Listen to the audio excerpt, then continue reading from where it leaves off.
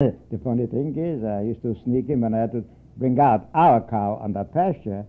So either I sneaked her into the rich man's grass, and the cow fed herself there, and I watched her. He probably had so much he couldn't see whether you're on there or not. Oh, of course, he had so much. Oh, my goodness, awful lot.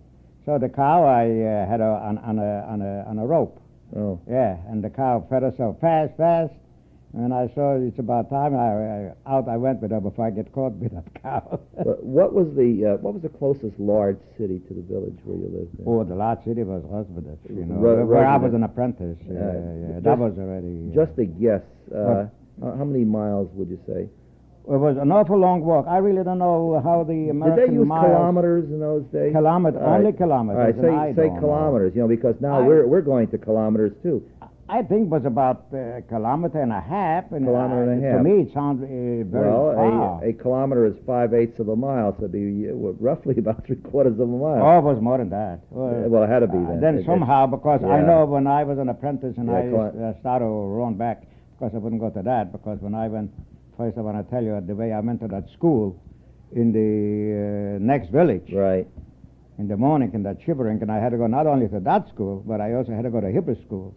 After I got out of Hebrew went the Cheder was in the afternoon, right? Cheder was in the afternoon. Same as we in went, that yeah. village where the school was. Right. So no sooner I got out of the school, I had to get into that Cheder, learn as much as I can, and then night fell in already. I had to walk home. The winter night short days. Right. Walk home in the dark. Right. Came home, all tired out. Now you were roughly how old would you say when you started school? Oh, 8 years. 8 years old. 8 years old. And you went until what? I roughly? went to school till about 13. Age 13. Age 13 or something like that. I left bar mitzvah, and then I went away altogether from the house. 13 was the time that you started your apprenticeship. I believe so, yeah. You remember your bar mitzvah at all?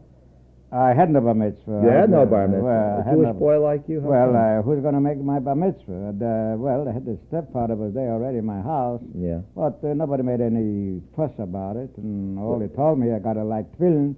I don't exactly remember who showed me. But you don't remember any bar mitzvah ceremony in the No, school? nothing at all. Nothing at Really? all. No, nothing. So- not, so not, not really- by us. In the cities, yeah, when the people have parents, more or less well-to-do, they make ceremonies. So in the villages, it was just nothing? Is The that? better, the richer people. We were very poor. Very poor. Well, I'm a little mystified because, all right, the big party celebration is money, which we do in this country. But, Oh, well. But what I'm talking about, though, Dad, it doesn't cost money to be called up to the Torah and to observe the whole ritual of the bar mitzvah ceremony. I don't think that isn't any money. I had any ceremony, Well, you anything at would all. know at age 13. All I know, I was let know, I think, by my stepfather, and now it's time to start a like tefillin. I think he showed me how to like the tefillin, and But there was no calling up to the Torah, whether you have Torah or anything like that. No. I didn't know any of that. Well, then we ought to Who's have you gonna bar teach me? mitzvah one of these days, That's shouldn't right. we? Oh yeah, like the women here. Yeah, right. You know, this is a growing trend. In fact, adult men who grew up, Right. with very little observance are being bar mitzvahed, as you probably know. Right, yeah, they're doing it Yeah. in Florida, Miami Beach. Yeah. So how about you, Sam? Oh yeah, I'll be all right. My next, they call it reborn. When I get reborn. How did you get along in the Christian school, in the Well, in the regular school? Well, I think I told you many times. This is thank God to the Francis Joseph, to Austrian government. he that was Galicia, he was a ruler at that time. Galicia was Franz a Joseph. province. Galicia was a province of Austria. Right. It was ruled by Austria, Right.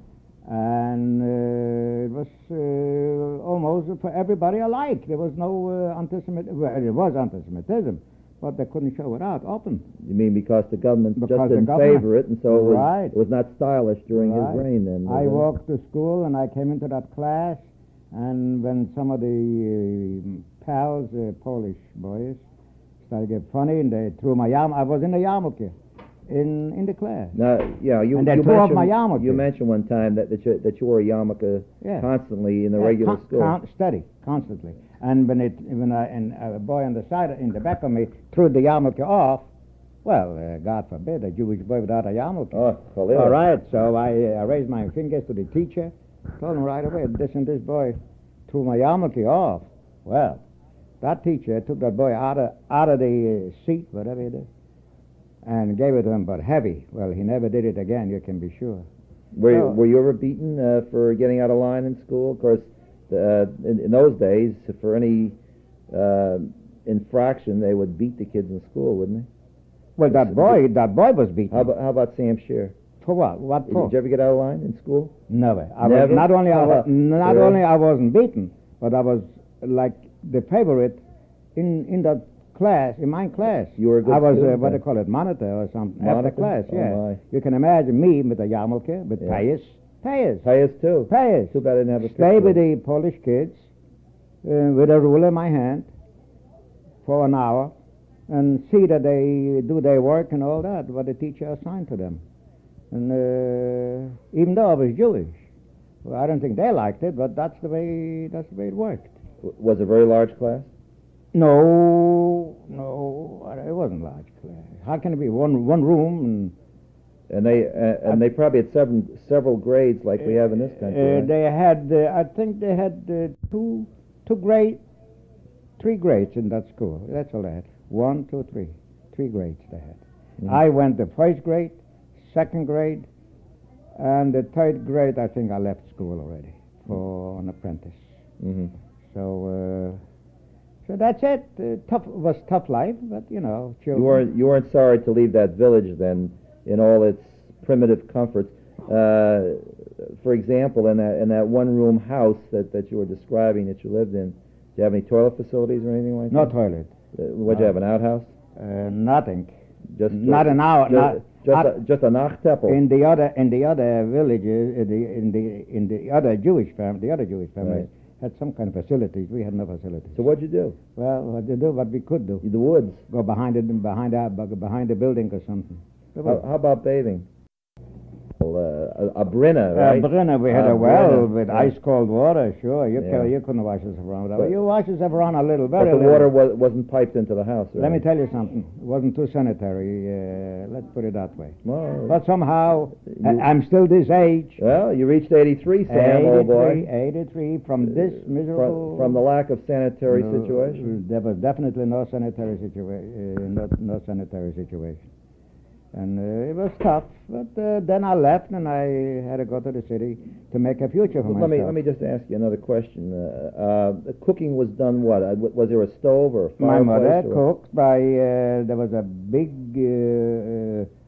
fireplace? Oven and stove, because the oven was built from bricks all the way up to the ceiling to about a few feet away from the ceiling, so you can climb up there, Really? sometimes sleep or something on top of the oven. But they also had...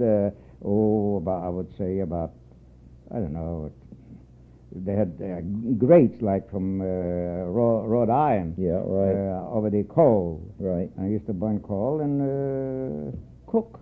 Mm-hmm. Then there was an oven to bake. Right. Everything in that oven, it was built really nice. In that oven was also a big oven where Mom used to bake bread and challis. Dale. That's right. Challis. I don't know. It was a very pleasant interruption for Dad. Dale is home from college, and they were expecting Dale to call from Yonkers, and so the little intermission was Dad and Mom talking to Dale on the telephone. Now, we were talking about the living facilities, Dad. Yeah. Is there anything else which you remember? Just general living conditions of what stands out in your mind. Well, it stands out in my mind. If I want to talk, I can talk for a year. My goodness gracious. What I went through, not only I don't look for pity, but in that orphan, to be 4 orphans wasn't too good. And my mother tried her utmost to support them. You mean the level of poverty that you were level living of poverty, that's right. My mother, many times, she had not enough bread. She had a wealthy sister in the next village, and of course they had plenty of everything. So Did that sister ever come to America, Dad? No, they were caught in the First World War. Oh. I think they were all cleaned out. Did any relatives on your side come to America? Mom's, I know, but your side, any of your mother's or father's relatives come to America? Oh, of course, yeah. Who came to America, Dad? Well, my father's side came to America after the Second World